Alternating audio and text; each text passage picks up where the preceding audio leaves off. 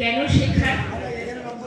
যারা বয়স্করা তারা ভাবে খসড়াতে এলে গীতা পাঠ হবে, স্তোত্র হবে, নাম গান হবে, ব্যায়াম হবে, গান কবিতা সবই হবে, তার সাথে হবে এই হাতের কাজ। এই হাতের কাজ করলে বয়সকালে অনেক মনটা ভালো হয়ে যায় এবং সময়ও কেটে যায়, সময়টা দীর্ঘায়ু মনে হয় না। এই খসড়া এটাই আমাদের দিয়েছে। এখানে আপনারা যারা হাতের কাজ করতে ইচ্ছুক তারা যদি খসড়াতে আসে, এইগুলি সমস্ত বিনা পয়সায় শেখানো হয়। আর আমি সাধারণত যে কাজগুলি শেখাই সেগুলি কোনো জিনিস পয়সা দিয়ে কিনে নয়, যেগুলো ফেলে দেওয়া জিনিস, সেই ফেলে দেওয়া জিনিস দিয়ে আমি এই সমস্ত জিনিস তৈরি করেছি। তার মধ্যে আমি একটা দেখাই, প্রথমেই দেখাই এই যে ডালিয়াটা আমি তৈরি করেছি একটা ওই শপিং ব্যাগ দিয়ে। এইগুলো হচ্ছে শপিং ব্যাগ দিয়ে, যেগুলো ফেলে দেওয়া, পয়সা খরচ করার নয়।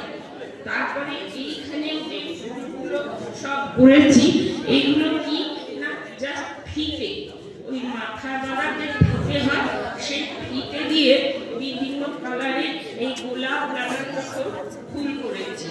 আর এই যে টেডি বিয়ার অনেক রকম করেছি, আমি এতদূর আনতে পারিনি, এটা কিন্তু খরচ আছে। এগুলি মানে কিনতে থাক আর কিনতে পয়সা লাগে। আর এই যে এই ব্যাগ, এইগুলো হচ্ছে এই কডের ব্যাগ।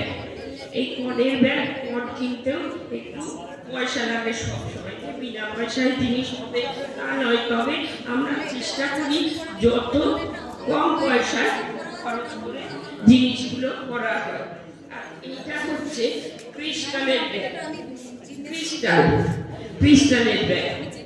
আর এই যে এইটা হচ্ছে এক রকমের কডের এই ঘরে ঝুলিয়ে রাখা, পকেট পকেট করে সমস্ত জিনিস ঝুলিয়ে রাখা।